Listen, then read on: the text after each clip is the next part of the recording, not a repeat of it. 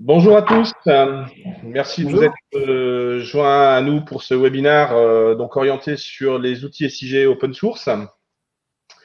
Donc nous attendons encore, il y a pas mal de participants, ça monte, mais je vous propose de pas traîner et du coup on a 1 heure de réservé, ça va être un petit peu court pour voir ce qu'on a à voir, mais bon on va essayer de faire ça comme de bonnes, en faisant attention à bien vous dresser un panorama complet. Voilà. Donc, je suis accompagné, donc je suis Cédric Darmon, chef de projet depuis 2009 à Atoll Conseil Développement, et je suis notamment en charge du développement de l'activité SIG, et je suis accompagné de Charles-Henri Wagner. Charles-Henri, voilà, qui est lead tech chez nous et qui intervient notamment sur tout ce qui est définition d'architecture SIG. Bonjour à tous. Voilà. Euh, Atoll Conseiller Développement, c'est une société qui a été créée en 2000. Nous sommes aujourd'hui 160, même un petit peu plus, 170 collaborateurs. Nous intervenons dans plusieurs. Donc nous sommes une société généraliste, donc pas spécialement, uniquement spécialisée dans les SIG, mais nous intervenons dans plusieurs secteurs, et notamment sur tout ce qui est intégration de solutions open source pour pouvoir répondre aux problématiques de nos clients. Donc voilà, donc on est basé sur Gevrey-Chambertin, donc le siège, et également pour la partie production sur Dijon et un petit peu sur Lyon. Et puis nous avons une antenne à Paris et une antenne à Nantes. Donc nos secteurs d'intervention sont tout ce qui est relatif à la dématérialisation, avec notamment une spécialisation sur la solution Alfresco de gestion électronique de documents, mais également sur tout ce qui tourne autour de la capture documentaire, des robots donc qui permettent d'automatiser les processus de saisie, tout ce qui est également relatif au décisionnel et au big data, donc la data, les ETL, les data lakes, les data quelque chose, enfin voilà, toutes ces choses-là, les tableaux de bord. Tout ce qui est relatif à la communication digitale, donc tout ce qui vous allez retrouver les CMS, les solutions CMS, portail collaboratif, portail public, enfin site internet, site extranet, site intranet, toutes ces choses-là à partir notamment des solutions Drupal ou Typo 3. Et donc, un gros volet qui est la conception et le développement d'applications sur mesure pour les métiers, pour différents métiers, donc avec une spécialisation, voilà, dans le domaine agricole entre autres, mais pas que, et puis une spécialisation donc sur des aspects plutôt technologiques. Là, cette fois-ci, sur la partie SIG, Géodata, donc ce qui nous intéresse. On propose à nos clients la possibilité, quand ils le souhaitent et s'ils le souhaitent, de pouvoir héberger les applications qu'on leur développe. Donc notamment les applications métiers, hein, donc l'hébergement de serveurs cartographiques, l'hébergement voilà d'applications extranet ou autres. Donc sur une infrastructure donc OVH mais infogérée par des équipes Atoll Conseil Développement. Au niveau du SIG open source, alors on va pas citer tous les clients, mais voilà, j'en ai mis quelques-uns qui étaient représentatifs. On va retrouver donc du coup des clients qui sont relatifs, qui sont des structures publiques, notamment dans le domaine, dans le secteur du suivi, du contrôle, ou voilà, de l'orientation sur tout ce qui est technologie liée aux nouvelles technologies de la communication. Donc on va retrouver l'Agence nationale des fréquences, donc qui gère notamment tout ce qui est implantation de pylônes de téléphonie mobile, de suivi, enfin en gros tout ce qui émet des ondes en France est suivi par l'Agence nationale des fréquences. On a à peu près une dizaine d'applications en maintenance chez eux et un site cartoradio.fr qui est également qui est public. Charles-Henri en parlera tout à l'heure, enfin on le présentera un petit peu tout à l'heure. L'ARCEP avec derrière, on a repris une maintenance sur l'application, sur le site public Ma Connexion Internet. Donc qui propose derrière la consultation des valeurs de débit associées à chaque adresse en France. Et puis d'autres clients, d'autres collectivités comme la métropole de Lille qui nous fait confiance sur l'expertise géoserveur. Idem pour la France, pour la Fédération nationale des SAFER. Et puis des collectivités comme Paris ou Haute-Paris pour lesquelles nous avons développé pour Paris entre autres une solution extranet pour la gestion des égouts. Voilà. On a également une solution open source qu'on a développée sur un financement européen, sur un projet à l'initiative du VAR, qui s'appelle Remocra, qui équipe une dizaine de services d'incendie et de secours en France, dont la brigade des sapeurs-pompiers de Paris, et qui s'appelle Remocra. Voilà. Donc, c'est une solution extranet cartographique. On a également donc du privé avec des bureaux d'études comme Biotop Environnement, qui est un des plus gros bureaux d'études européens. Un panorama des outils SIG open source. Alors pourquoi et pour qui? Donc l'idée de ce webinaire, hein, c'est pas derrière, c'est pas de faire un détail exhaustif de chaque solution qui existe, de discuter d'être très pointu sur chaque outil. C'est vraiment pour ceux qui connaissent pas ou qui appréhendent un petit peu le domaine de l'open source et des SIG dans ce secteur-là, de voir un petit peu ce qui existe pour pouvoir essayer de s'imaginer si ça pouvait rentrer dans sa structure, dans son organisation. Voilà. Donc c'est vraiment balayer un petit peu un panorama des solutions qui existent pour pouvoir présenter l'offre SIG open source, voilà, et pas spécifiquement s'orienter sur un produit. Donc c'est une vision des outils open source, donc c'est celle d'Atoll, c'est la mienne, c'est celle de Charles-Henri, c'est celle de nos experts. Voilà, on prétend pas détenir la vérité, hein, parce que derrière, on a essayé de faire quelque chose dans mon discours, j'ai essayé d'être objectif, mais par contre, voilà, on n'a pas je dirais, c'est pas forcément la vérité, c'est notre point de vue.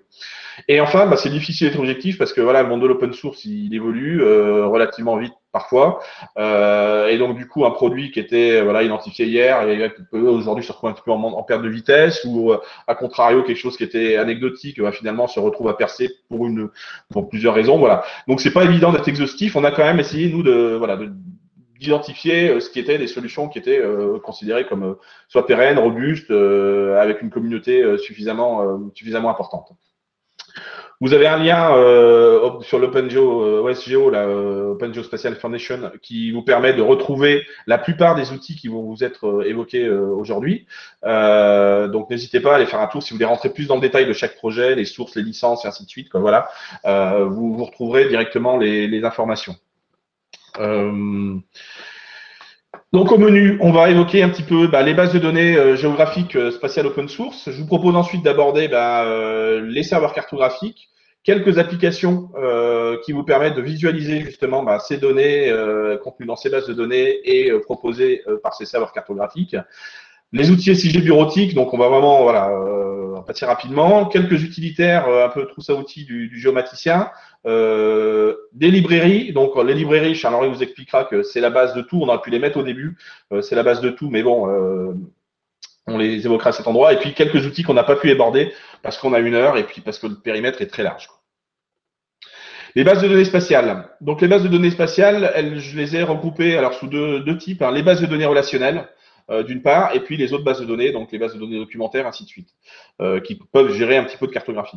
Donc les bases de données spatiales, on le retrouve en open source, et même d'ailleurs pour les propriétaires, elles retrouvent en commun, je dirais, cette notion qui consiste à dire, vous avez votre base de données qui répond à SQL, sur lequel on ajoute un type de données particulier, donc une type de colonne, en fait, qui va se traduire dans une colonne, dans lequel on va stocker de la géométrie, de la géographie, quand on stocke en longitude, latitude, les coordonnées, ou ce qu'on appelle des box, des boîtes d'encoulobant. Donc, en gros, on va stocker un polygone, des points, dans une colonne d'une table de la base de données, donc ça, c'est le premier niveau, donc c'est l'ajout d'un type géométrie. On va ensuite disposer de fonctionnalités spécifiques qui vont venir enrichir le langage SQL de fonctionnalités spatiales. Donc, on va retrouver des fonctionnalités de construction de géométrie. Donc, je crée un point à partir de 2 colonnes, par exemple, XY de ma table. Je crée une polyligne à partir de n points récupérés d'un relevé GPS ou autre, voilà. Vous allez pouvoir interroger ces géométries, vous allez pouvoir, donc R surface, vous allez pouvoir réaliser des opérations de requêtage basées sur les géométries. La géométrie A trouve-moi toutes les communes qui se retrouvent en tel, qui se touchent, ou qui touchent la commune de un tel, on le verra après. Les géotraitements, tout ce qui va être par exemple union, ce que vous retrouvez dans union, en différence, enfin tous ces opérateurs classiques. Des possibilités pour certaines de référencement linéaire. Je vais positionner un point à 15 mètres après le début de mon tronçon de route ou après le point de repère numéro 404 sur l'autoroute A39, par exemple. Réaliser des opérations de reprojection, donc du Lambert 93 vers du WGS 84, des choses comme ça, du Lambert 93 vers du 3857 Google Web Mercator pour faire de la représentation carto, enfin toutes ces opérations-là. Et enfin, des outils utilitaires ou fonctions qui permettent de procéder, en complément des outils SIG bureautiques qui peuvent aller se connecter à ces bases de données, de procéder à des imports en masse. Je dois importer tout le fichier du cadastre dans ma base de données à partir de fichiers shapefile d'Etalab, par exemple. Voilà, ça c'est des choses, on va pas prendre son petit QGIS pour le faire, on va faire une chaîne de production qui va permettre d'importer tous ces fichiers-là. Voilà. Donc rapidement, voilà le SQL spatial, à quoi ça ressemble. Quelques exemples. Ici, je crée un point, un select, st make point, je lui passe les coordonnées et il me crée une géométrie qui géographiquement se trouve en plein milieu de Gevrey-Chambertin sur un resto qui peut être assez sympa. L'interrogation, je vous le disais, ici j'interroge ma géométrie, donc je stocke, j'ai une surface, j'ai ma géométrie, donc c'est ma colonne géométrie, qui est un polygone, je lui demande de calculer la surface, je divise par 10 000 parce que c'est en mètres carrés, et j'obtiens une surface en hectares. Voilà, par exemple. C'est un autre exemple d'interrogation. Ici, je fais une requête spatiale qui me permet de trouver toutes les communes qui sont limitrophes à la commune de Toulon. Donc ici, je sélectionne ma première sous-requête la commune de Toulon. Je fais une jointure en lui disant, tu me touches tout ce qui trouve, les communes qui touchent la commune de ma sous-requête, donc de Toulon. Voilà. Ici, vous avez donc un positionnement d'un point à 25 mètres depuis le début du tronçon. Voilà, donc j'ai pas forcément des coordonnées XY. Hein. Il arrive parfois, on vous le verra quand j'en parlerai de la solution Tigre 7 pour la ville de Paris, on n'a pas forcément la possibilité toujours d'avoir un positionnement XY connu. Connu parce qu'on est sous terre. Voilà. La possibilité de créer directement en SQL aussi des zones tampons. Donc vous voyez bien qu'en combinant création de géométrie, création de zones tampons, requêtage spatial, et ben derrière on fait tout ce que fait un SIG finalement bureautique, quoi. Sauf qu'on fait en SQL et donc derrière, au niveau applicatif, ça nous offre des perspectives. La possibilité, donc je vous disais, de créer des loaders, enfin des géométries à partir de données externes. Ici, je crée une géométrie dans ma base de données à partir d'une chaîne GeoJSON que j'aurais pu récupérer, par exemple, sur une API geoapi.fr ou d'autres. Voilà. Côté outils, pour pouvoir répondre à ces différentes, ce SQL spatial, il y a un outil incontournable dans le domaine open source qui est la cartouche spatiale PostGIS, donc qui est la cartouche spatiale qui vient qui vient enrichir en fonctionnalité spatiale le SGBD déjà bien connu PostgreSQL.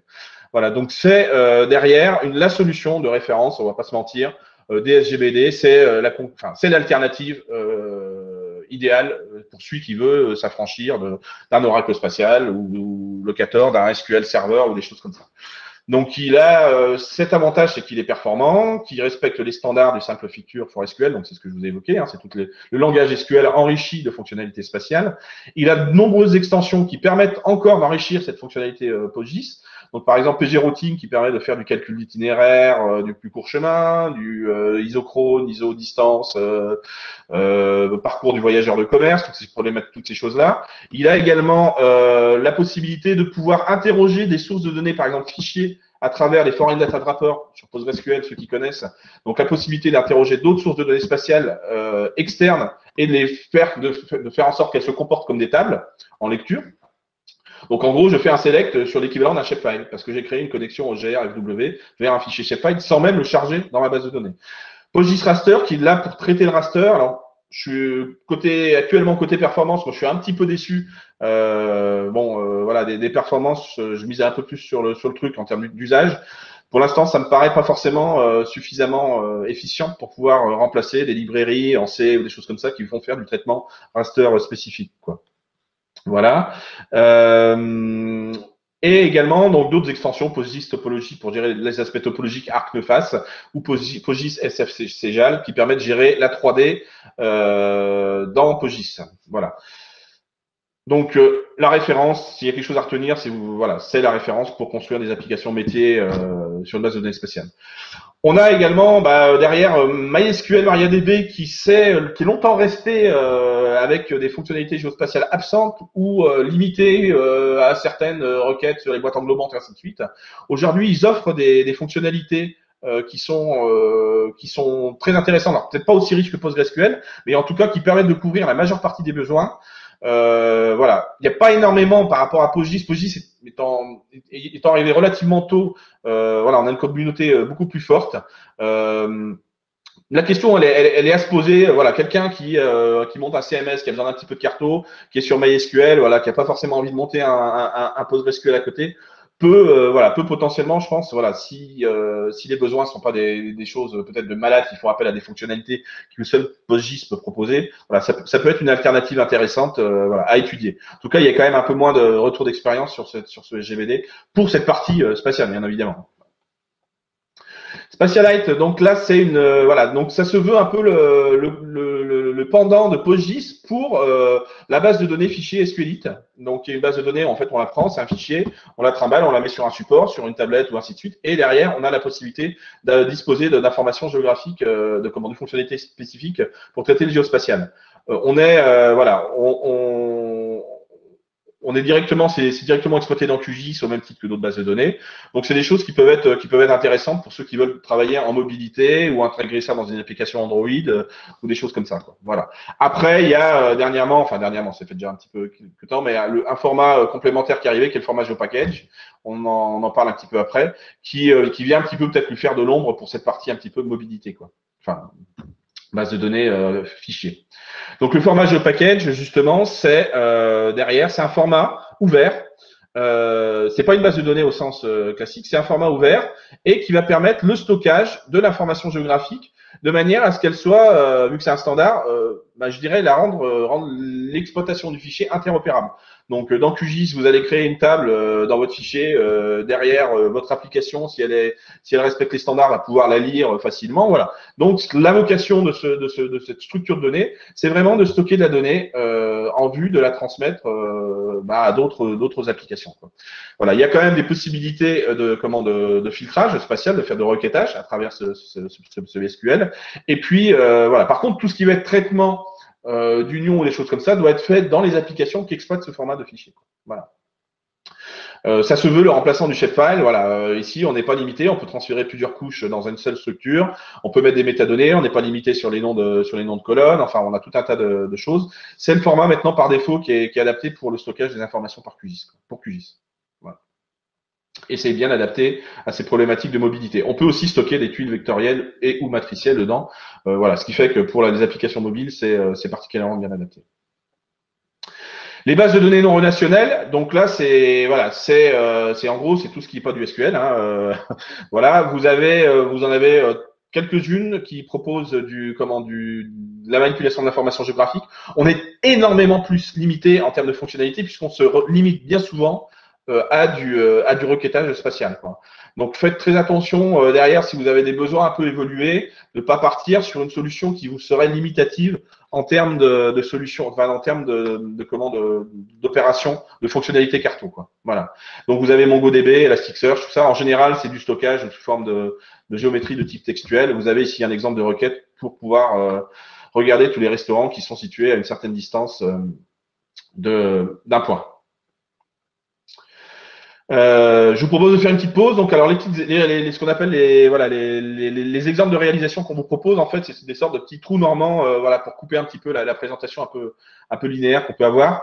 Donc, je vous propose ici une réalisation derrière de ce qui a pu être fait sur l'application Tigre, donc l'application des égouts de Paris. Voilà. Donc derrière, c'est une application de type extranet qui s'intègre dans une chaîne de production, dans la chaîne de production dans laquelle vous avez un client QGIS qui permet de maintenir le plan des égouts de Paris, donc qui a remplacé un outil qui s'appelait, enfin un outil AutoCAD, une solution AutoCAD. Donc le dessinateur travaille sur QGIS, un extranet cartographique qui est là pour les différents utilisateurs, donc qui sont nombreux, qui doivent pouvoir être amenés à consulter le plan des égouts de Paris. Et puis derrière, une application mobile dédiée aux égoutiers quand ils descendent pour pouvoir s'assurer que le plan il est toujours à jour et que relever les fuites, relever tout un tas de choses, voilà. Et puis éventuellement voilà, faire des interventions. Donc vous avez tout un tas de choses, vous avez des requêteurs, vous avez voilà la possibilité. Donc ça c'est voilà, gestion des requêtes, sélection par attribut, un requêteur universel qui permet directement de pouvoir réaliser ces requêtes. Alors, voilà, donc avec des combinaisons et ou et ainsi de suite. Bon, ça fait du SQL spatial derrière, voilà, si ça veut bien la jouer. Évidemment, je vais tomber sur la. Alors, peut-être que j'ai fait une. Bon, c'est pas grave. L'effet démo, comme toujours. Voilà, donc on est en mode consultation. Voilà, interrogation d'objet. Je vais cliquer. Alors, est-ce que je vais y arriver? Voilà, avec du filtrage, la possibilité donc d'accéder aux fiches. Voilà, donc on est vraiment dans de l'intégration d'une solution métier, enfin de la réalisation d'une solution métier à partir donc d'un géoserveur, d'une base de données PostGIS, des librairies que Charles-Henri va vous parler tout à l'heure dans les librairies. Voilà, donc sur une solution vraiment faite pour les écoutiers, pour le service technique de la ville de Paris. Voilà. Donc on a également de l'impression, on a tout ça. Voilà, on pourra revenir dessus s'il y en a qui veulent des démonstrations plus particulières. Les serveurs cartographiques. Donc là, on a vu la partie stockage de l'information, manipulation à travers du SQL ou à travers d'autres bases de données. On doit la diffuser, cette information. La diffuser soit à des clients SIG bureautiques, QGIS, ArcGIS, ce que vous voulez, MapInfo ou autre, soit derrière à des applications comme on a vu là, des applications extranet. Donc derrière, il faut pouvoir utiliser des protocoles standards parce que tout le monde doit parler la même langue pour éviter de faire du point à point. Et voilà. Donc c'est le rôle des serveurs cartographiques. Donc les serveurs cartographiques, ils ont comme rôle de se prendre, de puiser dans de l'information spatiale, soit sous forme de base de données, soit sous forme de fichiers vectoriels et ou matriciels. Donc matriciel, ça va être par exemple une orthophoto, un modèle numérique de terrain. Vectoriel, ça va être un fichier GPX, un fichier des communes au format shapefile, et ainsi de suite. Voilà. Soit derrière, en allant chercher d'autres services web, API, GeoAPI ou autres. Donc en gros, chercher de la donnée, créer, donc représenter cette donnée, la stocker en tout cas dans l'outil sous forme de couche, dans l'outil de serveur cartographique sous forme de couche. Donc derrière couche qu'on pourra documenter avec des métadonnées sur lesquelles on va pouvoir éventuellement appliquer du cache pour augmenter les performances. Donc le cache, c'est quoi? C'est que si vous allez sur le géoportail, vous voyez, ça fait des petites tuiles qui s'affichent. En gros, c'est qu'on pré-génère par niveau de zoom des résolutions, des imagettes pour pouvoir accélérer les processus d'affichage. Donc en gros, on prépare à l'avance une donnée qui ne bouge pas beaucoup, une orthophoto mise à jour tous les 5 ans, des choses comme ça, des données qui bougent pas beaucoup. C'est des stratégies qu'on a intérêt à mettre en place pour soulager les processus du serveur, donc le temps processeur, la mémoire, ainsi de suite, et accélérer la visualisation dans les différents clients. Quoi. Voilà. Donc ces serveurs, ils ont ce rôle-là, donc de pouvoir aller puiser la donnée et de la retranscrire sous différents protocoles, donc normalisés, qui sont intelligibles et compréhensibles par les outils SIG, donc bureautique, client web et potentiellement autres services. Donc vous retrouvez les protocoles WMS classiques. Donc je dois, en gros, quand mon client SIG bureautique interroge, il va me fournir une représentation, une image qui est stylisée avec les styles que j'aurais mis ici. En gros, c'est par exemple une carte des communes sur lesquelles j'ai demandé une analyse thématique au serveur sur la densité de population. Ça, c'est un appel WMS. Le WMTS, ça va être l'exploitation du cache, c'est-à-dire que j'ai préparé tous mes fonds orthophotos, je les rends rapidement disponibles et accessibles. Le WFS, ça va être les protocoles de transmission d'informations vectorielles pour qu'ils puissent, en gros, j'envoie des objets modifiables sous forme vectorielle dans les clients WebSIG et clients SIG bureautiques. Et le WFST, transactionnel, c'est-à-dire que je vais être capable de faire un retour vers le serveur, je dessine un polygone ici, il passe là et à terme, il revient là, stocké dans la base de données ou dans les fichiers. Voilà. Le WCS, c'est Web Coverage Service. Donc là, c'est la restitution, par exemple, c'est l'extraction au milieu d'un modèle numérique de terrain sous forme géotique sur une emprise que j'aurais bien voulu choisir. Et le WPS, c'est par exemple, c'est la modélisation de processus métiers spécifiques mis à disposition par le serveur pour, par exemple, dans QGIS, demander qu'il me dessine un bassin versant en exploitant un modèle numérique de terrain qui est stocké dans des fichiers plats ou des bases de données. Et moi, je lui passe en paramètre un XY, par exemple, qui correspond à l'endroit où je souhaite, ou mon exutoire. Quoi. Voilà, donc le bassin versant topographique. Les serveurs SIG open source, ils sont au nombre de principaux, ils sont au nombre de 3. Donc vous avez le serveur historique originel qui est MapServer, donc qui a des dizaines d'années d'expérience, puisqu'il était déjà à la base de la solution PHP CartoWeb dans les années 2000 et des poussières. Donc c'est quelque chose qui est robuste, c'est du CGI, ça se met derrière un Apache. Il respecte les protocoles WMS, WFS, WCS. Il fait pas du transactionnel par défaut et il faut lui adosser un outil pour générer du cache, un outil qui s'appelle MapCache. Voilà. Il est robuste, il est stable, il est éprouvé, il a fait ses preuves. Il est accompagné de librairies qui permettent notamment de pouvoir directement manipuler ses cartes dans PHP, entre autres. Il a un inconvénient, c'est que derrière, la rédaction, la définition des cartes, ça se fait à la mano dans un fichier de configuration. Il n'y a pas d'interface native d'administration, il n'y a pas d'API qui permettrait de le paramétrer de manière automatisée. Quoi. Voilà un petit peu à quoi ressemble le Mapfile. Donc voilà, donc ça peut être un peu aujourd'hui, ça peut être un peu rebutant. Gardez quand même à l'esprit que quand vous avez des solutions qui consistent à diffuser de l'orthophoto ou des choses comme ça, c'est quelque chose qui, voilà, ça bouge pas forcément énormément. C'est des choses qui peuvent s'avérer intéressantes parce qu'il est particulièrement robuste et performant, enfin, de notre point de vue, quoi. Voilà. Donc si derrière vous avez des, voilà, des rasters à diffuser, et c'est une alternative vraiment intéressante, de notre point de vue. QGIS Server. Alors QGIS Server, en fait, c'est l'outil qui va être, c'est le serveur cartographique qui va être en mesure de digérer les fichiers projets de QGIS pour pouvoir derrière les proposer sous forme de web service. On a vu normaliser, voilà. Donc c'est vraiment, c'est l'intérêt, hein, c'est que QGIS derrière, voilà, vous paramétrez dans votre interface QGIS les métadonnées qui vont lui permettre de renseigner les services.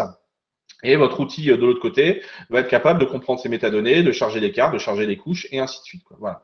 Donc ça s'intègre vraiment dans une chaîne de production avec QGIS. Voilà. Donc ça permet de bâtir rapidement une solution.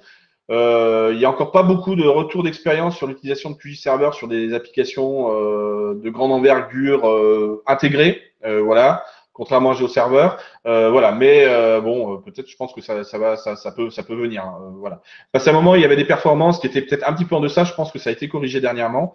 Voilà. Donc c'est pour celui qui veut évoluer vraiment en environnement QGIS sur la totalité de la chaîne, ça peut être une alternative, une solution, une alternative intéressante. GeoServer, donc c'est un autre sens. Alors après, ça n'engage que nous, on s'est spécialisé dessus. Bon, voilà, peut-être qu'il y a du parti pris, j'en sais rien.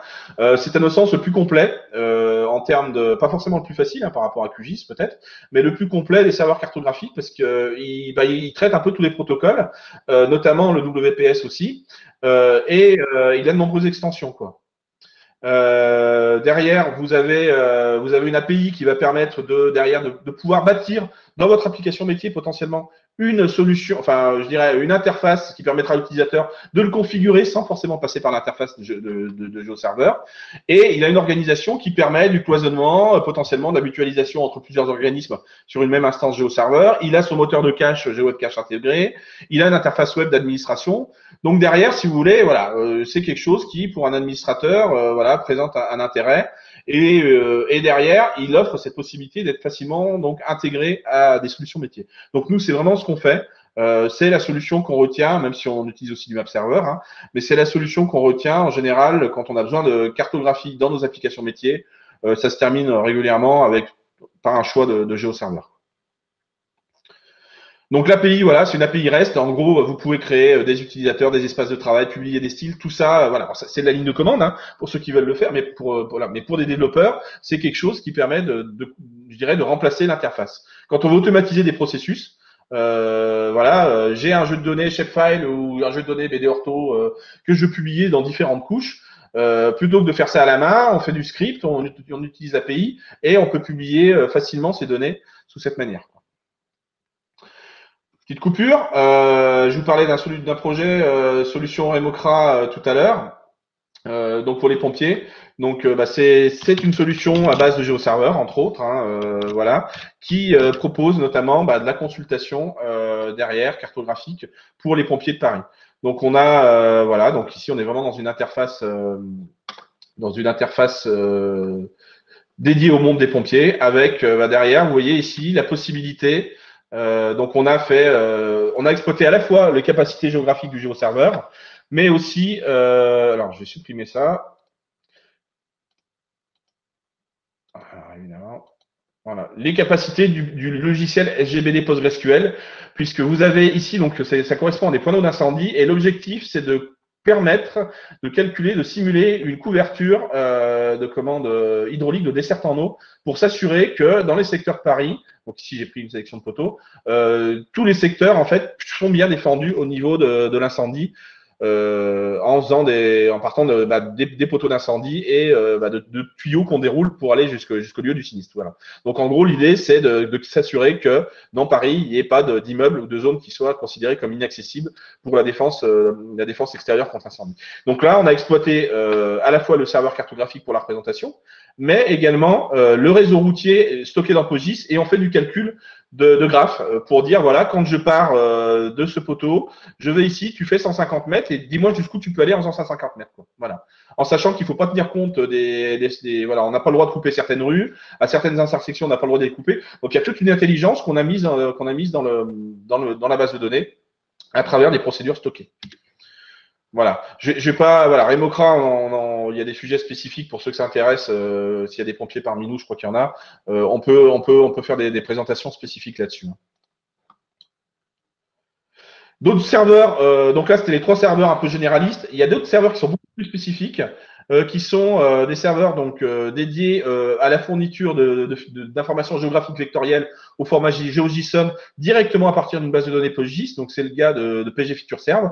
Donc c'est développé en Go, c'est très facile à déployer. Voilà, il n'y a pas beaucoup de paramétrage. En gros, il lit la structure de la base de données et il vous propose des flux. Vous avez également quelque chose qui est tendance depuis un petit moment, c'est la diffusion de tuiles au format vectoriel. Donc, il y a des outils qui sont dédiés à ça. Donc, vous avez Tegola, vous avez PG TileServe qui permet donc de distribuer ces tuiles. L'avantage par rapport aux tuiles, aux caches générées sous forme d'image, c'est que derrière, quand vous survolez un objet, vous avez directement les infobules, vous avez toutes ces informations-là. Et d'autres serveurs donc qui sont eux spécialisés dans le cache cartographique, donc la création de ce cache. Donc GeoWebCache qui est intégré nativement à GeoServer, MapProxy donc qui peut se greffer derrière n'importe quel serveur WMS, idem pour MapCache. Voilà. Donc vous avez vraiment ici toute une gamme d'outils qui vous permet de répondre à ces problématiques de serveurs cartographiques. Je répondrai aux questions à la fin. Hein, voilà. Les visualisateurs et applications cartographiques pour le web. Donc là, l'idée, en fait, c'est de dire, voilà, j'ai mes données dans ma base de données, j'ai mon serveur cartographique. Maintenant, il me faut quelque chose, j'ai mon nom de domaine. Qu'est-ce que je mets pour que la personne en face puisse voir mes cartes, puisse voir mes données, quoi. Voilà. Donc là, vous avez plusieurs outils. Donc vous avez des solutions un peu généralistes, comme toujours. Donc vous avez l'outil mViewer qui est en JavaScript, Made in France, qui possède un générateur de configuration aisé, qui permet donc du coup qui est déployé sur un serveur web et qui permet d'afficher des cartes.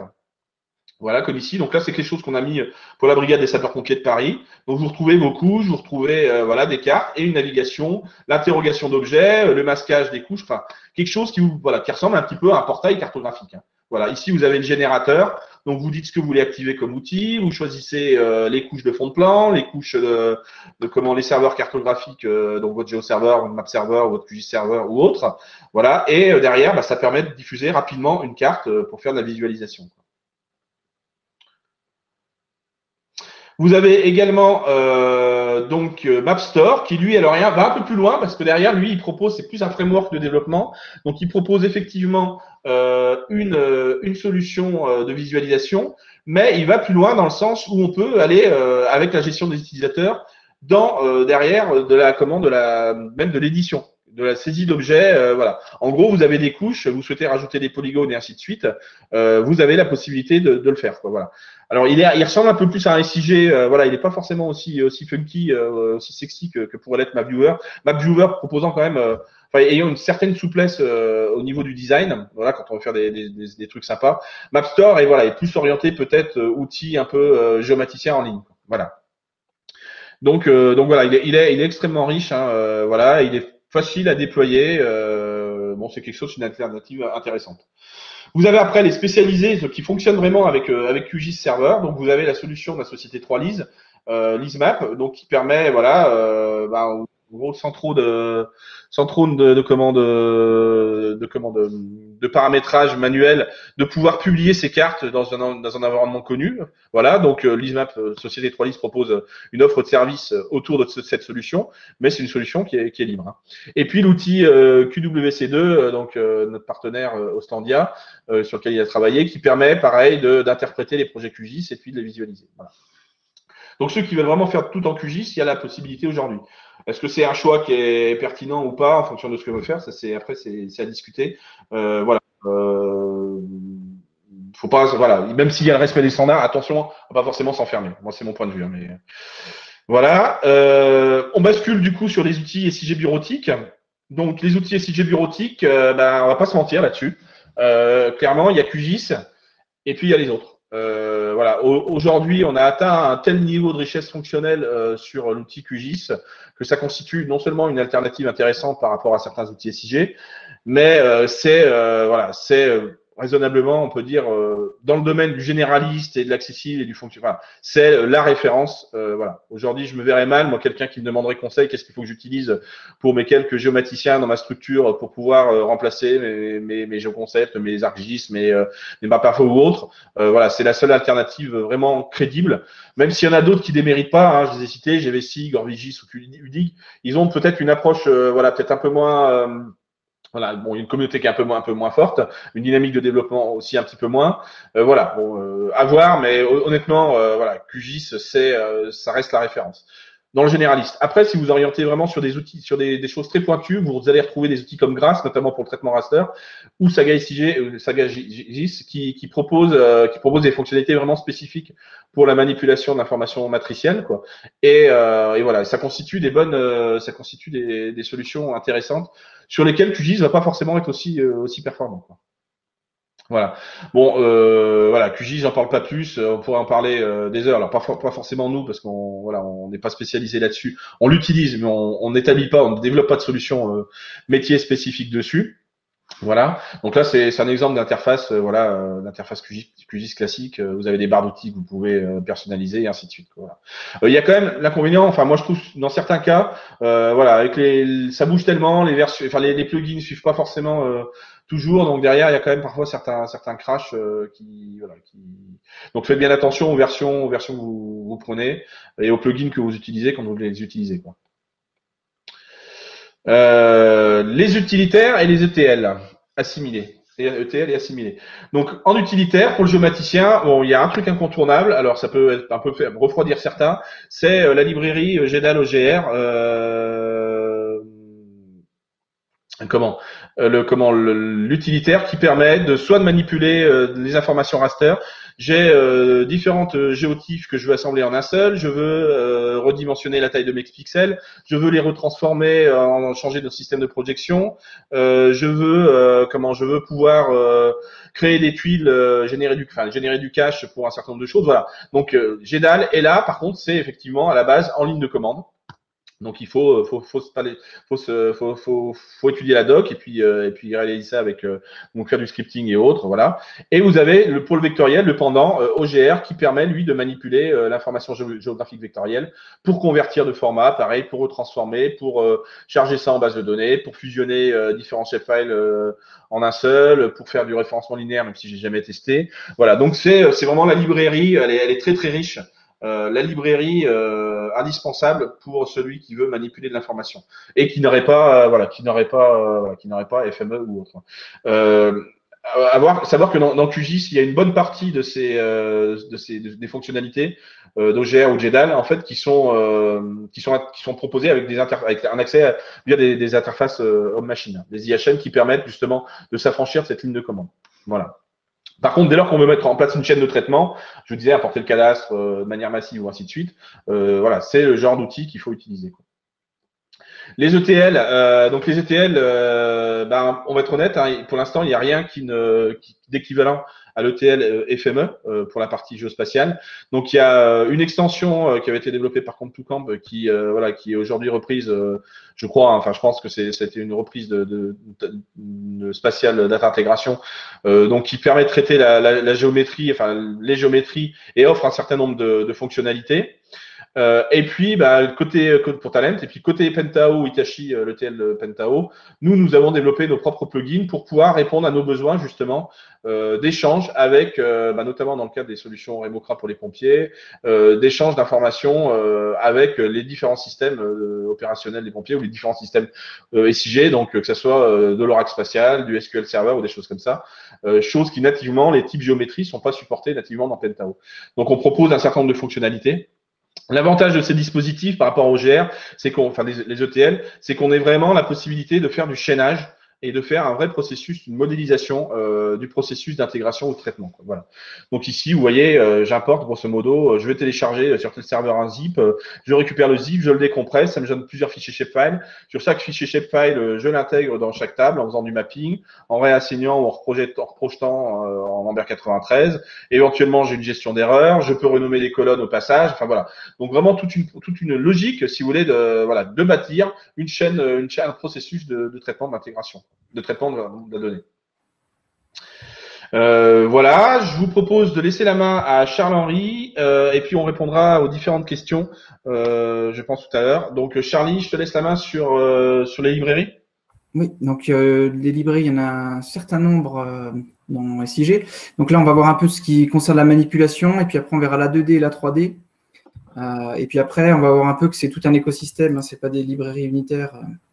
Il y a un lien qui existe entre ces librairies. Donc la première librairie qu'on va évoquer, c'est Turf. C'est en fait une librairie qui permet de faire de la manipulation de données carto en JavaScript. Donc c'est une boîte à outils qui est utilisable aussi bien pour les applications web que côté serveur quand on a un serveur Node.js. Donc ça permet un certain nombre de choses, donc de réaliser des mesures. On va pouvoir transformer des géométries, calculer des buffers comme Cédric a montré tout à l'heure, une enveloppe par exemple. On va pouvoir aussi faire des interpolations, donc à partir de points qui sont valorisés, on va pouvoir calculer une grille complète pour aller deviner entre guillemets les différentes valeurs. Et puis on a un certain nombre de choses comme ça qu'on peut faire en JavaScript. Donc sur la droite, ce qu'on voit, c'est le calcul d'un diagramme de Voronoi pour faire une répartition dans l'espace en partant de points d'entrée. Au niveau de la deux dimensions pour la représentation, on a principalement deux librairies qu'on utilise. Donc, on a OpenLayers et Leaflet. Donc, je dis OpenLayers qui a une grande richesse fonctionnelle et qui a énormément de formats qui sont supportés nativement et qui est extrêmement mature. Ce n'est pas une librairie qui date d'hier. Et puis, Leaflet qui est beaucoup plus simple, qui est beaucoup plus léger sans utilisation de plugins. Mais dès qu'on veut faire quelque chose, on va devoir ajouter des plugins. Donc, par exemple, on a le format GeoJSON qui est géré nativement. Et il va falloir ajouter des extensions pour pouvoir gérer d'autres choses. Donc, on va plutôt le réserver aux applications simples. OpenLayers, on peut l'utiliser dans tous les cas de figure, des applications simples ou plus complexes avec une complexité métier qui est plus importante. Donc, un petit exemple OpenLayers. Donc, on voit sur la gauche qu'on crée une carte avec des couches, les layers. En l'occurrence, on a une couche OSM. Donc, on va chercher les fonds de plan sur les serveurs OSM, OpenStreetMap. Et puis, on se positionne à un endroit précis sur la carte. Donc, le code est assez simple en lecture. On va voir à peu près la même chose côté Leaflet. Voilà, un code assez simple. Donc là, on va créer une carte également. On va se positionner également sur la carte. Et puis, on va ajouter une couche basée sur OpenLayers. Donc, on a un rendu qui est assez proche entre les deux librairies.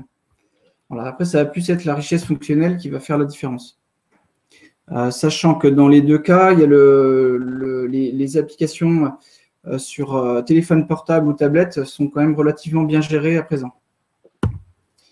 En ce qui concerne la 3 dimensions, pour la représentation de bâtiments, par exemple, donc on a essentiellement deux librairies. Cesium.js qui a le bénéfice d'avoir une adoption assez forte et puis qui est interfaçable avec OpenLayers, et puis une solution française qui est portée par l'IGN, développée par Oslandia, qu'on voit en bas à droite de la présentation. Donc, ces librairies permettent de représenter les bâtiments, d'avoir un modèle numérique de terrain et de pouvoir plaquer les fonds de plan, donc avec des standards de l'OGC comme des WMTS par exemple, WMS, de représenter des vecteurs et puis évidemment tout ce qui est objet 3D.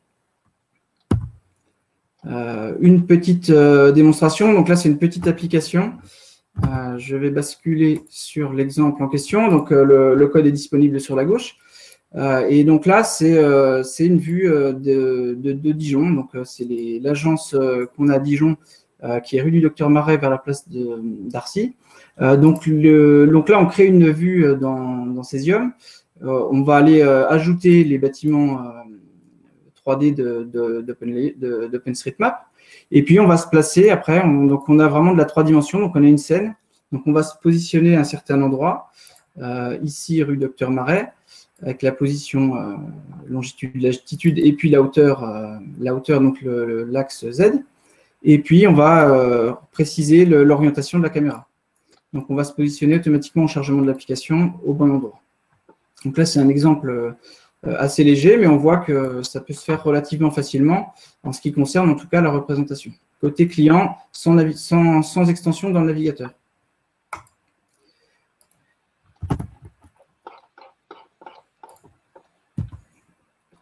Donc, pour parler un peu de l'écosystème de toutes les librairies qu'on va retrouver, donc on a JTS qui est en fait l'implémentation Java de SFS. C'est de l'OGC pour représenter des features étant des géométries auxquelles on va associer des données attributaires. Donc, on a eu la création il y a très longtemps de JTS pour gérer ça. Et puis, on va retrouver des portages après dans différents langages. Donc, par exemple, on va avoir Geos pour le C++. PostGIS est aussi une implémentation du coup de SFS.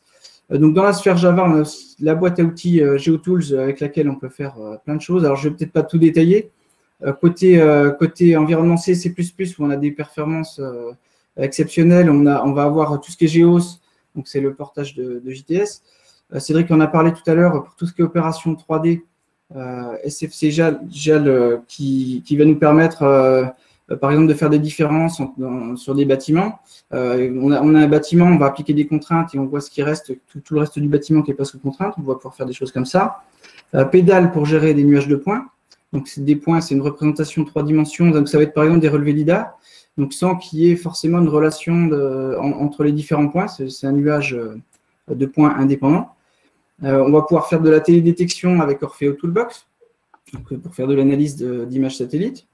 La manipulation des projections avec la librairie Proche, qui est déclinée également, je ne l'ai pas mis sur la slide, mais en Proche4J pour le JS pour le JavaScript.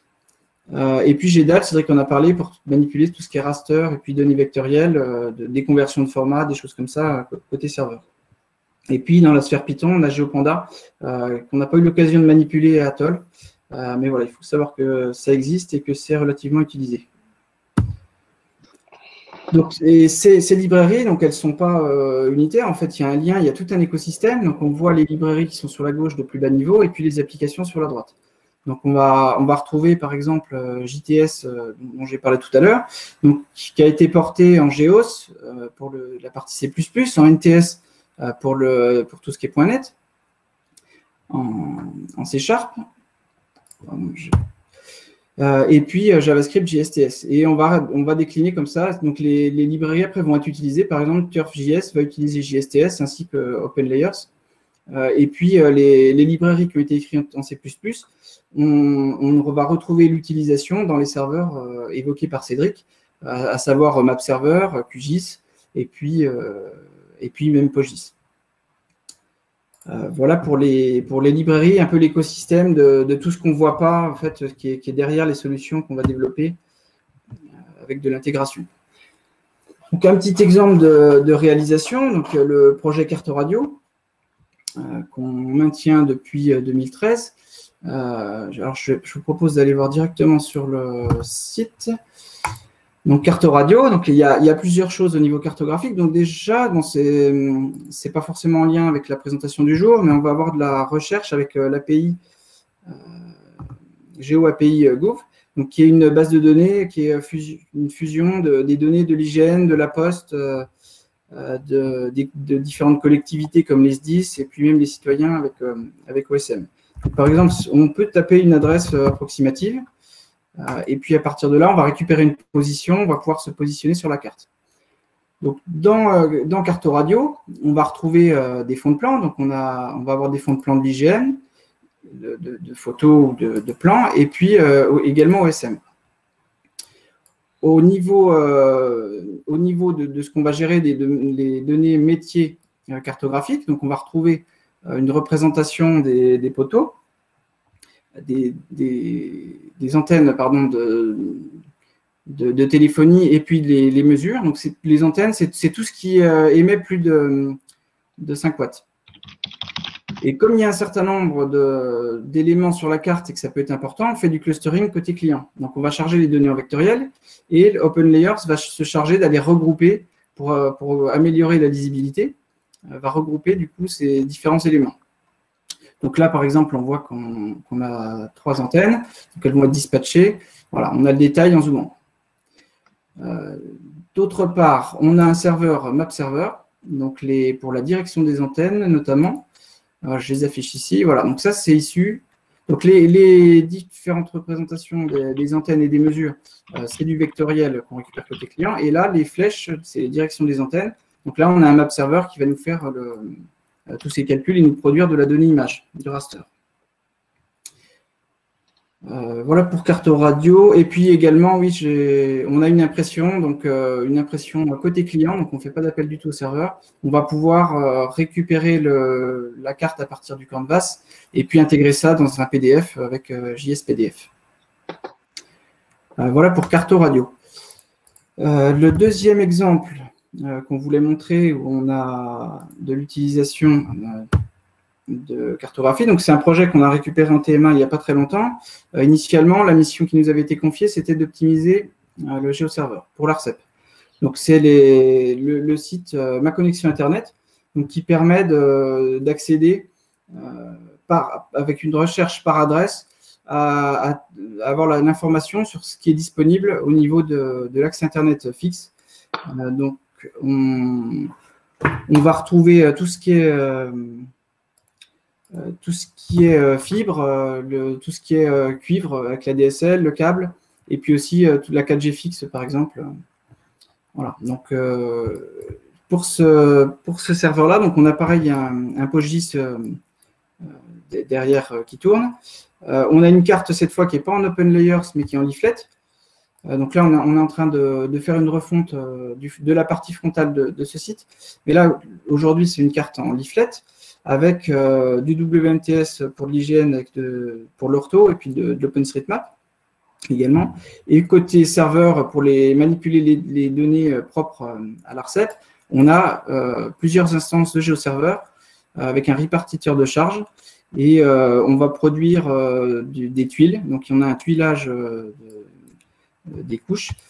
Et pour finir, donc quand on va jusqu'à l'adresse, on va faire des requêtes à partir d'un clic sur des get features et des get feature info pour récupérer les informations et présenter par technologie, par opérateur, les possibilités à l'adresse. Donc au numéro de rue, avec pour chaque recherche le débit théorique maximal. Voilà pour l'ARCEP. Donc on voit là qu'on peut utiliser Open Layers, on peut utiliser Leaflet au niveau de la représentation. Là, on n'est pas sur des applications avancées avec de la digitalisation, mais on est essentiellement sur de la représentation. Donc à ce niveau-là, ça ne va pas forcément jouer. Par contre, quand on a des manipulations un peu plus avancées, du dessin, des choses comme ça, dans les applications, là, on va plutôt conseiller de partir sur Open Layers, comme on a pu le faire pour Tigre, par exemple, ou Remocra. Ça va vraiment dépendre des besoins métiers. Ceci dit, donc les applications sont accessibles sur des mobiles également. Si on prend carte radio, vous pourrez faire le test avec votre téléphone portable. Il n'y a pas de souci, c'est responsive design. Donc tout fonctionne parfaitement là-dessus. Si on va pouvoir même faire de la digit sur mobile, alors on va avoir une ergonomie qui va être un peu différente pour l'adapter évidemment au mobile. Et puis, dans certains cas de figure, on peut partir d'une application native. Alors, dans ce cas-là, on a plusieurs possibilités. On va, par exemple, utiliser des composants qui sont propres à la technologie utilisée. Par exemple, si on est en React, il y a une application React Native, on a des composants dédiés comme Google Native Maps. Ça va nous permettre de faire une abstraction et puis d'aller chercher les fonds de Google ou les fonds d'Apple en fonction du terminal. Et puis, généralement, on est sur des fonctionnalités assez légères. Si on va vouloir aller un petit peu plus loin, ce qu'on peut faire, c'est qu'on peut encapsuler une application écrite en JavaScript dans un composant de l'application native. Ou plus simplement, comme carte radio, par exemple, on peut faire une progressive web app qui peut s'installer sur le téléphone. Donc, on a un raccourci. Et puis, on peut avoir de la mise en cache de certaines choses, par exemple des poteaux, des choses comme ça. Ce qu'on n'a pas fait sur carte radio, mais ce qui serait possible, ce qui est envisageable. Voilà pour ces exemples. On en a un dernier, donc je ne sais pas, Cédric, si Alors, on va pas avoir le temps de le passer, malheureusement, Charlie. D'accord. T'as été, bon, Charlie est passionné, donc voilà, et il a le souci du détail, donc c'est vrai qu'il est toujours très pointu. Voilà, bon, on voulait parler d'une solution mes parcelles, c'est pas grave, on pourra le présenter à ceux qui le souhaitent. Du coup, voilà, je vous propose de basculer. Tu peux passer sur la slide d'après, sur les autres outils qu'on n'a pas pu voir aujourd'hui encore. Voilà. Donc, il y en a d'autres que je voulais aborder. Donc, on n'a pas abordé tout ce qui était relatif au stockage et à la diffusion des métadonnées. Donc en gros, c'est des choses qui sont présentes notamment pas mal en région avec les infrastructures de données géographiques et les géocatalogues, tout ça. Donc il y a un outil qui ressort, qui est à la base en général de toutes les autres solutions qui peuvent être établies, qui s'appelle GeoNetwork, donc qui est la solution de base pour stocker les métadonnées, stocker et diffuser les métadonnées de l'information géographique. Donc, il propose tout ce qui est opération de moissonnage et ainsi de suite, de diffusion, le standard, le respect des standards et ainsi de suite, la compatibilité avec la norme de données Inspire. Et il y a également l'outil de catalogage SECAN qui, lui, n'est pas spécifique à l'information géographique, mais qui peut être adossé pour construire justement des portails peut-être un peu plus sympa et voilà, et qui mêlerait information géographique et information non géographique. Voilà. Autre point qu'on n'a pas abordé, c'est des outils un peu plus spécifiques qui relèvent, mais bon, c'est un peu tendance en ce moment, qui relèvent de la photogrammétrie, donc avec tout ce qui est imagerie drone, tout ça. Donc il y a quand même des solutions qui existent, donc notamment une solution qui s'appelle Open Drone Map, donc qui est basée sur des composantes grasses, je crois, il me semble, hein, et qui, pour l'avoir testé, voilà, constitue avec des drones un petit peu grand public, des commandes des orthophotos qui sont sympas, quoi. Donc voilà, donc nous on va investiguer un petit peu plus là-dessus sur ce type d'outils, je pense. Voilà, et qui propose derrière aussi tout un système de cluster pour pouvoir lancer du calcul de photogrammétrie sur plusieurs serveurs, des API et ainsi de suite. Voilà, et qui permet également de s'interfacer aussi avec des nœuds, avec d'exploiter les librairies de l'IGN, Micmac, qui sont utilisées parfois dans certains pour créer des orthophotos. Voilà. Voilà un petit peu, on a essayé de faire très très vite et très plus court le panorama. Donc on a vu les bases de données, les serveurs cartographiques, les librairies, quelques viewers, carto, applications qui permettraient de diffuser sur le web. Les utilitaires et ETL associés. Voilà, donc normalement on traite à peu près toute la partie intégration de données, stockage, diffusion, outils de diffusion sous forme normalisée ou diffusion à travers des applications web. Et puis derrière la partie librairie que vous a présenté Charlie pour les gens qui veulent développer eux-mêmes leur solution ou leur site ou ainsi de suite, quoi. Donc je vous propose donc on va pour rappel, hein, on a Charlie, tu peux passer sur celle d'après. La slide d'après, s'il te plaît. Voilà, pour rappel, vous avez la possibilité, donc ça serait peut-être pas mal qu'on puisse mettre le lien cliquable dans les questions. Charlie, je ne sais pas si on peut. Ouais, je vais reprendre. Je récupère le lien parce que là, c'est un lien Google Form. Donc, vous avez la possibilité, sur des sujets particuliers, de pouvoir prendre rendez-vous avec un de nos experts qui pourra répondre sur une thématique donnée. Enfin, en tout cas, essayer de répondre sur une thématique donnée chez vous. On vous propose qu'on réponde aux questions. Donc, les slides, ça, c'est bon, ça vous seront transmises. Alors, est-ce qu'il y a des outils adaptés à la gestion des profils altimétriques et l'éventuelle convergence vers les concepts de BIM? Alors, pour les concepts de BIM, je vous avoue que ça sort peut-être un petit peu du périmètre SIG. Pour la gestion des profils altimétriques, PG Raster, normalement, est en mesure de le faire. Avec PostGIS 3D, on peut faire un certain nombre de choses. Oui, il y a là, les outils qui sont proposés, les librairies, en tout cas, vous permettent de pouvoir faire ce genre de choses.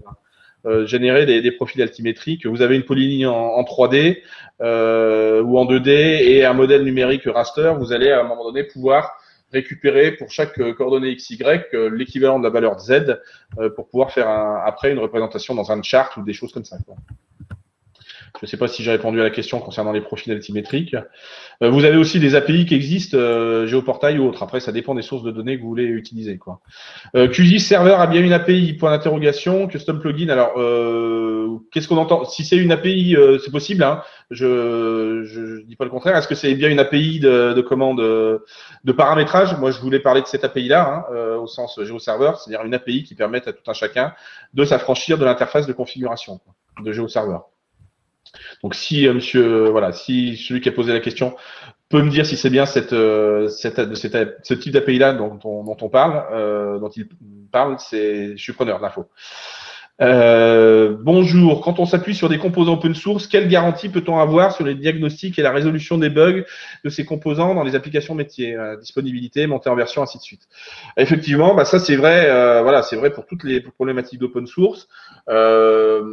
Globalement, les communautés sur les outils qui vous sont proposés, que ça soit les bases de données, PostgreSQL, PostGIS et ainsi de suite, on est quand même sur sur quelque chose de robuste, de commande. Donc du coup, on a les bugs restent rarement, ne restent pas longtemps non corrigés, quoi. Vous avez des versions régulièrement mises à jour, quoi. Voilà. Donc il y a par contre, effectivement, il faut s'orienter vers des outils qui sont reconnus et exploités, sur lesquels il y a une forte communauté, quoi. C'est pour ça que j'évoquais ça sur MySQL tout à l'heure et PostgreSQL. Bon, PostgreSQL, vous voyez le nombre de mises à jour qui existent, voilà. GeoServer, c'est pareil, QGIS, n'en parlons pas, voilà. Donc, mais après, il y a toujours un risque, de pouvoir, de tomber sur un bug et puis d'être obligé d'attendre un certain nombre de choses. Sur certains outils, il y a du support, clairement. Donc après, par contre, ça se paye, voilà. Donc après, des exemples, voilà. Est-ce que la solution pour les pompiers est la même que la solution pour Haute-Paris? Alors pour Haute-Paris, non, mais par contre pour la ville de Paris, la solution Tigre pour les égouts, oui, c'est le même trio de composants, donc du PostgreSQL, du PostGIS pour la partie base de données, avec exploitation assez pointue pour PostGIS, parce qu'on travaille en abscisse curviligne. Dans les égouts, c'est ce que je vous disais, on n'a pas de GPS, donc les gens se repèrent en abscisse curviligne. J'ai fait 15 mètres à partir de telle intersection de collecteurs, ou ainsi de suite, quoi. Et donc du coup, c'est PostGIS qui retraduit ça en coordonnées XY à la volée, quoi. Donc du PostgreSQL, du PostGIS, du GeoServer pour la partie représentation cartographique. Donc vous voyez, avec une restitution un petit peu en termes de représentation de ce qu'on peut retrouver dans les outils DAO. Vous l'avez vu tout à l'heure sous la démonstration de Tigre. Et puis l'OpenLayers pour la partie web mapping, représentation client. Ces fonctionnements sont-ils, en parlant de ça, sont-ils viables sur mobile? Donc Charlie en a en partie parlé, en mode connecté, le OpenLayers Leaflet fonctionne très très bien. Et puis il y a la possibilité Charlie, tu me diras si je dis des bêtises, mais avec du React Native, de pouvoir embarquer de l'OpenLayers pour pouvoir faire des solutions qui fonctionneraient potentiellement en mode déconnecté, quoi. Oui, voilà, puis on peut mettre aussi des choses en cache. Mais on peut aller jusqu'à vraiment la Progressive Web App qu'on va aller installer sur le mobile, avec un raccourci comme une application classique. Ok, après, donc, 2-3 petites questions, remarques relatives au fait qu'on a un petit peu, avec les slides qui se décalaient. Bonjour, j'ai besoin de concevoir un workflow dont l'objet unitaire de travail est une emprise géographique polygone. Quel outil pour coupler les fonctions de traitement géométrique avec celles d'un workflow? Je suis pas sûr de bien comprendre la question. Qui dit dit workflow, j'ai tendance à dire outil ETL, donc soit classique avec les extensions si ça suffit, ou si vous avez des besoins plus évolués, malheureusement on n'a rien. Voilà, vous avez toujours la possibilité d'utiliser un ETL standard et de le coupler avec la librairie OGR. Donc ça c'est possible aussi. Les ETL sont capables de faire exécuter des lignes de commande sur des binaires GDAL ou OGR ou autres. Voilà, donc vous retrouverez avec des performances du C ou des choses comme ça. Voilà, mais après, s'il y a des actions de l'utilisateur, il va falloir faire des pauses dans le workflow et gérer peut-être avec un système de messages, et l'utilisateur devra valider la transformation, par exemple, dans une interface utilisateur, et on passera à la suite du workflow. Après, c'est du BPM, quoi. Et oui, là-dessus, il faut le concevoir, il faut le réaliser, quoi. Ouais, tout à fait. C'est sur mesure. Ouais. Alors, une question technique, Charlie, je ne sais pas si tu vas pouvoir répondre. Turf.js s'interface-t-il correctement avec le développement d'une application mobile via Ionic? Normalement, il n'y a pas de souci, oui. Dès qu'on utilise du JavaScript, en fait, on va pouvoir l'exploiter. Donc, normalement, donc après, il mentionne rapidité d'exécution notamment. Donc, effectivement, faire exécuter en JavaScript, c'est du JavaScript, quoi. Donc, ouais, voilà. Après, ça va dépendre aussi du terminal. Si c'est un vieux téléphone, par exemple, peut-être qu'il y aura des lenteurs parce que le CPU n'est pas assez puissant, quoi. Des choses comme ça. Après, effectivement, si derrière, si c'est du développement d'une application mobile spécifique, et que vous pouvez coder peut-être ça avec des librairies autres, ça peut peut-être être, faut regarder s'il faut faire le truc dans WebView ou s'il faut le faire traiter plus au cœur, au plus proche de l'application, quoi. Un exemple d'utilisation via GeoPanda. Non, je suis désolé. Même si on a des équipes Python chez nous, on n'a pas, pour l'instant, elles n'ont pas été mobilisées sur des interfaces cartographiques. Donc pas d'exemple pour voilà, en tout cas pour nous à Atoll Conseil Développement. Question de débutant, meilleure librairie Java pour l'exploitation de fichiers Shape, SHP, DBF, et ainsi de suite, et facile à intégrer dans une application web. Alors moi, Charlie, tu vas peut-être me dire, je sais pas, moi je pensais plutôt à GeoTools. Oui, GeoTools côté serveur, oui. Après, intégrer dans une application web côté serveur, quoi, du coup. Voilà, côté serveur, bien évidemment. Sans Java ou GeoTools, oui, ça va être une bonne boîte à outils. Oui. Voilà, donc c'est la librairie utilisée par le serveur cartographique GeoServer. Donc en gros, si vous représentez un shapefile avec GeoServer, ça sera GeoTools qui sera utilisé derrière. Voilà. Dans la série, avez-vous alors attendez, hop. Dans la série autres outils, avez-vous testé UData, le catalogue de DataGouv? Non, désolé, nous n'avons pas testé. Alors, avez-vous des conseils pour les outils librairies libres en matière de DataWiz? Ça c'est plus Sylvain qui sera en mesure de répondre. Je sais pas de Charlie, c'est pas si en cartographie comme ça, il y a des tableaux de bord qui ont été faits avec D3JS par exemple. Il faut préparer un peu les données en amont. Il y a des choses comme ça, quoi. Après, nous, on est en train de préparer on a développé un composant pour la solution Redash, un composant qui permet de faire de la carto statistique, notamment. Voilà, donc qui devrait sortir prochainement. Est-ce que vous offrez des formations pour l'apprentissage de ces outils? Alors, oui, pour certains outils, non pour d'autres. Donc, clairement, nous, on va vous proposer de la formation sur les ETL. Et puis sur donc Talent et Pentao entre autres, donc avec un petit couplet pour la partie Pentao sur la partie SIG, briques spatiales, et puis sinon sur derrière l'expertise sur GeoServer, l'expertise et la formation sur GeoServer, quoi. Voilà. Prévoyez-vous de mettre en place une application basée sur du NoSQL? Alors, il y en a une qui a été produite par Atoll. Là, on est sur une expertise actuellement sur un MongoDB avec un GeoServer. Voilà, on atteint un peu les limites. Voilà, alors GeoServer est arrivé après. On est arrivé un petit peu, nous, enfin là, on ressent un petit peu les limites de ce que je vous évoquais en termes de fonctionnalité cartographique. C'est-à-dire qu'on se retrouve avec des gros volumes de données. On voudrait faire de la clusterisation pour pouvoir simplifier l'affichage dans GeoServer. Les fonctions spatiales qui sont proposées par les applications NoSQL ne sont pas actuellement suffisamment abouties, quoi. Voilà. Donc pas aujourd'hui, pas a priori, pas de projet en cours sur du Mongo ou autre, quoi. On avait potentiellement exploré, on souhaitait potentiellement explorer Elasticsearch, voilà, mais pas de projet pour l'instant. Est-ce qu'on peut alors, qu'est-ce qui peut orienter le choix entre les deux ETL, FME ou PDI? Clairement, ça va être le choix le besoin de fonctionnalités cartographiques. C'est sans commune mesure. FME, voilà, vous faites tout ce que fait un SIG classique dans un outil de ETL.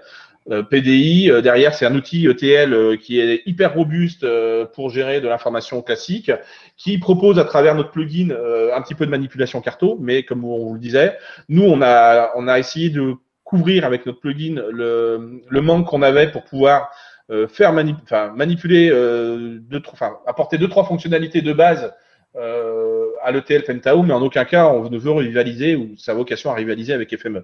Donc si vous avez en gros, si c'est trimballer des géométries d'un PostgreSQL vers un oracle spatial, un POSIX vers un oracle spatial, de produire un shapefile, voilà, ça va. Si derrière vous voulez générer du maillage de Delaunay, vous voulez faire du recollement, vous voulez faire tout un tas de choses, ça restera FME, quoi. Voilà, clairement, quoi.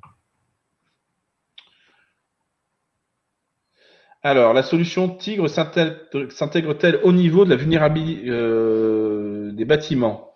Je comprends pas la question.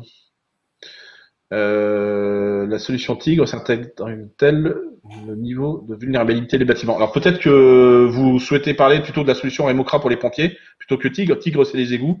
Donc je pense que voilà. Donc en fait, effectivement, si c'est bien la solution Remocra, il y a la notion de niveau de risque, hein, risque particulier, risque faible et ainsi de suite. Et donc les algorithmes tiennent compte de ça. Donc ils sont capables de s'adapter à chaque règlement départemental.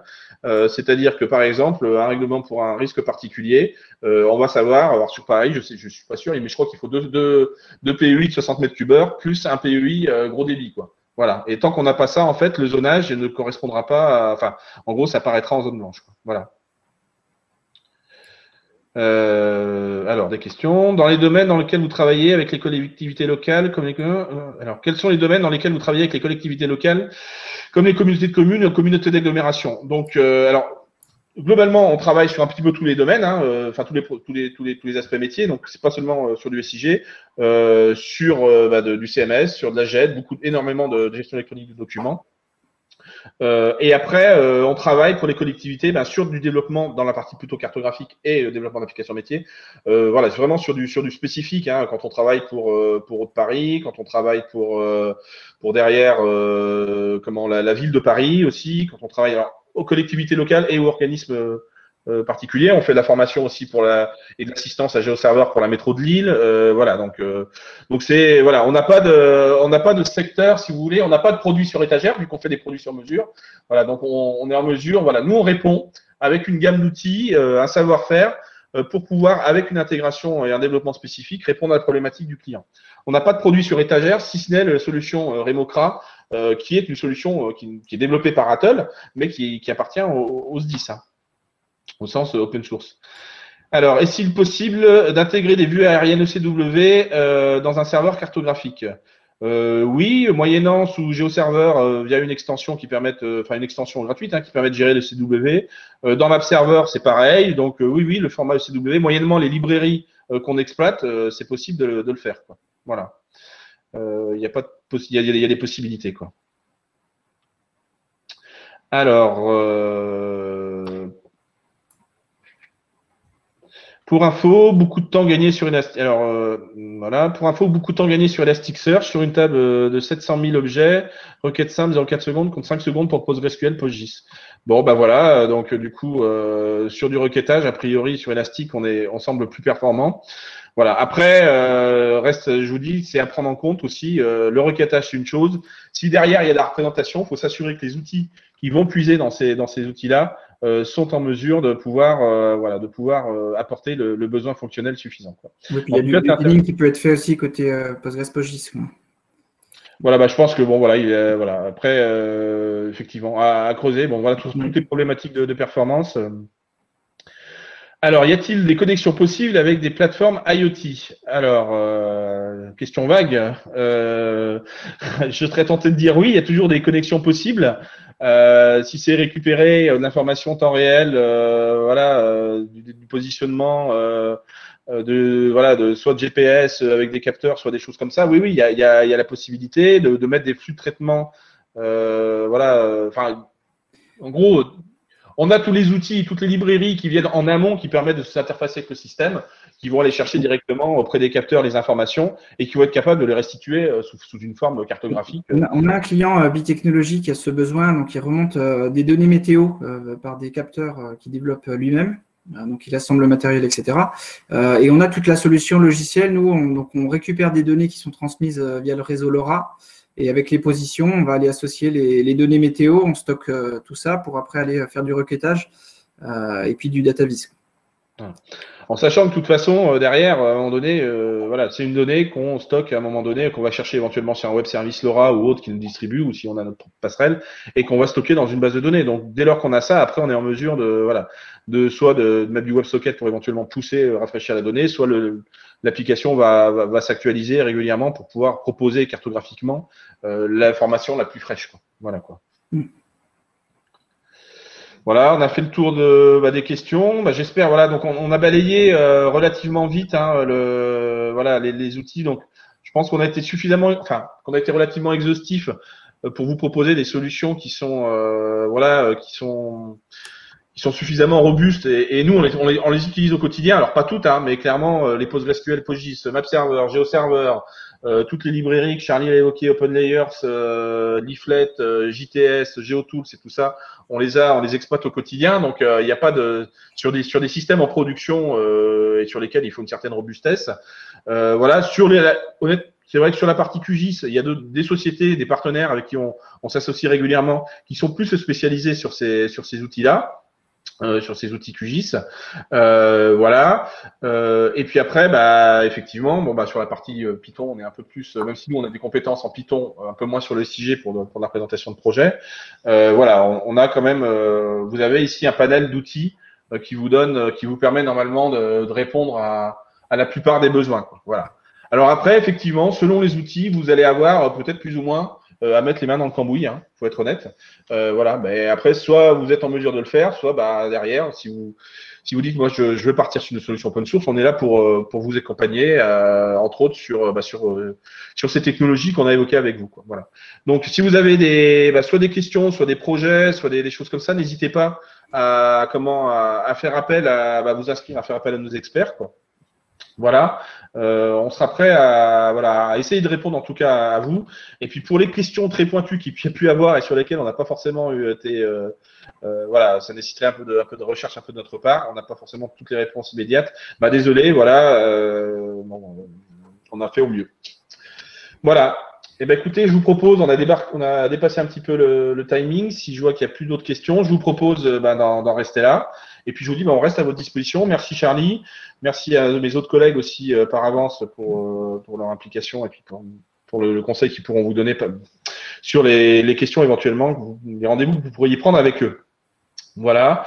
Eh ben écoutez, je vous dis à très bientôt, peut-être sur un webinaire plus ciblé sur une technologie. Voilà. On verra. Je vous remercie beaucoup. Voilà. Bonne journée. Bonne continuation à vous. Et on espère vous revoir. Au revoir. Merci, au revoir.